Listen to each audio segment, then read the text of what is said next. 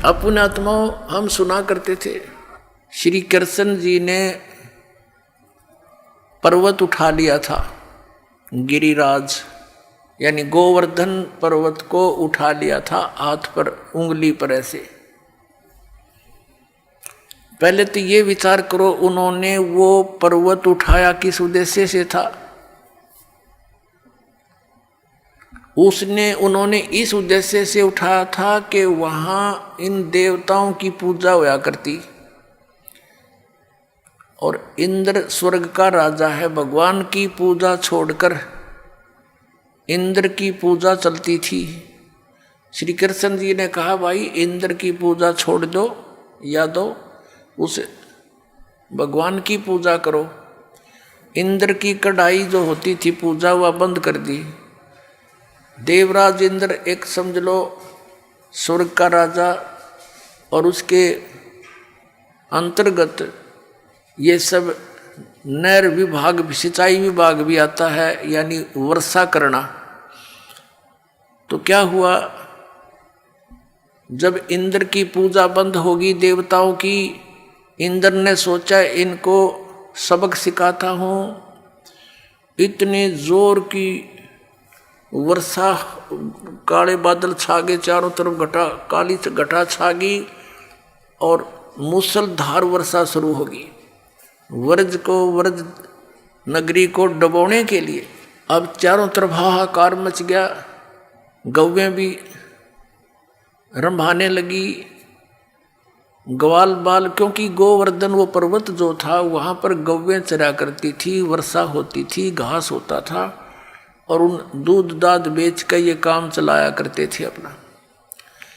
और वो समाप्त करने चल पड़ा कि इसको इतना वर्षा कर दूं ये गोवर्धन पर्वत भी डूब जाए, आसपास की नगरी भी नष्ट हो जाए।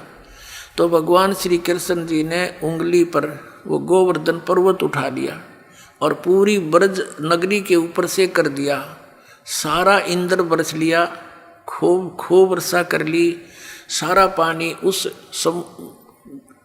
गोवर्धन पर्वत के ऊपर ऐसे शौक हो गया, उसमें ऐसे मिल गया जैसे ब्लोटिंग पेपर स्याही ने चूस लिया करे।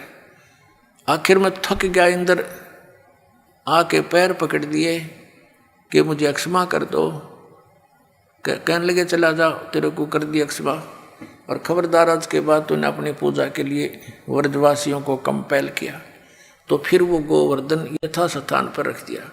अपने आत्माओं जी, जो गुरु लोग हमें ये शिक्षा देते थे और ये कथा सुनाते थे, श्री कृष्ण जी ने गोवर्धन उठाया और फिर वो इन्हों कहते थे देवी देवताओं की पूजा करो, श्राद्ध निकालो। अरे भले आदमी हो, श्री कृष्ण जी ने तो देवताओं की पूजा छुटवाई थी, तुम दंड कर रहे हो, उनके विपरीत ज्ञान दे रहे हो, गुण गा रहे हो श्री कृष्ण के, और तुम इसको भगवान बता रहे हो। परमात्मा कहा करते थे कि केवल एक इस लीला को, इस लीला से ही तुमने उसको भगवान मान लिया, ये तुम्हारी नासमझी है, बालक बुद्धि है कि ये कंप्लीट गॉड मान लिया तुमने, गोवर्धन उठा लिया था।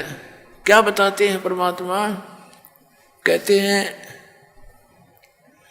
गोवर्धन श्री कृष्ण धारो और द्रोणोगिरी हनुमंत, शेष नाग सब सृष्टि उठारा, इनमें कौन भगवंत। यदि तुम एक ही इस लक्षण से, इस चमत्कार से कि श्री कृष्ण जी ने गोवर्धन उठा लिया, हनुमान जी ने तो फिर द्रोणागिरी उठाई, और आप ही लोक वेद सुनाते हो ब्राह्मण लोगों के शेष नाग के सिर पे, कहते हैं एक कूर्म है, कूर्म के ऊपर एक शेष नाग है, शेष नाग के सिर पे एक बैल है और उसके ऊपर फिर सारी पृथ्वी रखी है। कहते तुम मानते हो कि शेष के सिर पे सारी सृष्टि है शेष नाग के, तुम यो सारे ब्रह्मांडा, तुम्हारे पूरे ब्रह्मांड ने उठा रहा, समझ लो पूरी पृथ्वी उठा रहा। तो इनमें भगवान कौन सा है, श्री कृष्ण है या हनुमान जी है या शेष नाग है तुम्हारा भगवान? केवल इसी लक्षण से तुमने भगवान इसको कंप्लीट गॉड मान रखा, पूर्ण परमात्मा। फिर क्या बताया, कहते हैं समुद्र पाट लंका गयो, सीता का भरतारे, अगस्त ऋषि ने ये सातों पी लिए, इनमें कौन करता रे। ये इस चीज से ये परिचित थे नहीं गुरु लोग यहाँ के हमारे। वो ये कहा करते श्री रामचंद्र जी ने समुद्र के ऊपर पुल बना दिया। परमात्मा कहते हैं यदि तुम इसी लक्षण से इसको भगवान मान बैठे तो क्या बताते हैं कि समुद्र पाट लंका गयो, यानी समुद्र को आठ के पत्थर उसको ऊपर रख के और लंका चला गया कौन, सीता का भरतार। और अगस्त ऋषि ने सातों पी लिए, इनमें कौन करतार। एक अगस्त नाम के ऋषि थे, उन्होंने किसी कारणवश किसी अपनी जिद के ऊपर अहंकारवश समझो वो सातों समुद्रों को एक घूंट में पी लिया था, ऐसे चुल्लू उठाकर ऐसे पी लिया था। सब समुद्र खाली हो गया था, अकेली पृथ्वी रह गई थी। अब पुण्यात्मा, अब परमात्मा कहते फिर ऋषियों की प्रार्थना से उन्होंने फिर वापस उसको कुरला कर दिया तो भर गए थे। ये आध्यात्मिक शक्ति है, मार्ग है, इसमें आप विज्ञान को ना अड़ाना। विज्ञान तो बालकों का खेल है। ये जहाज बना लिए, इससे मांडी पाए के कंप्यूटर बना लिए हैं, परमाणु बम बना लिए, और 2 साल वर्षा ना करे भगवान, ये धरे धराए रह जाता सारी साइंस किधर ढूंढे नहीं पाओ। जर लगे खड़े खड़े इन जहाजों के ऊपर कुछ बैठनिया नहीं पाओ।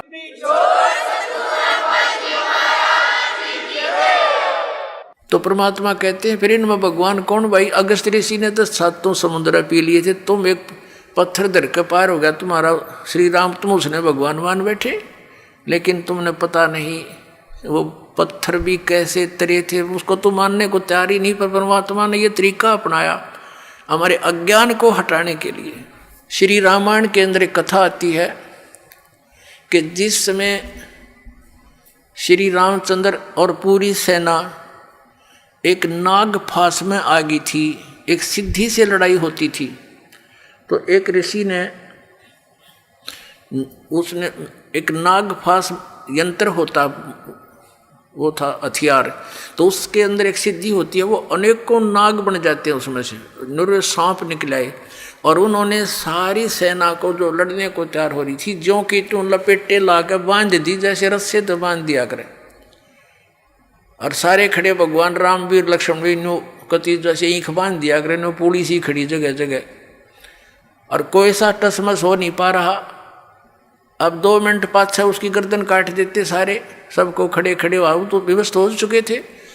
कहते हैं जब श्री राम ने याद किया गरुड़ को, गरुड़ आया, पक्षी है एक, उसने उन नागों को काटा, मार दिया, और तब वो श्री रामचंद्र जी बंधन मुक्त हुए।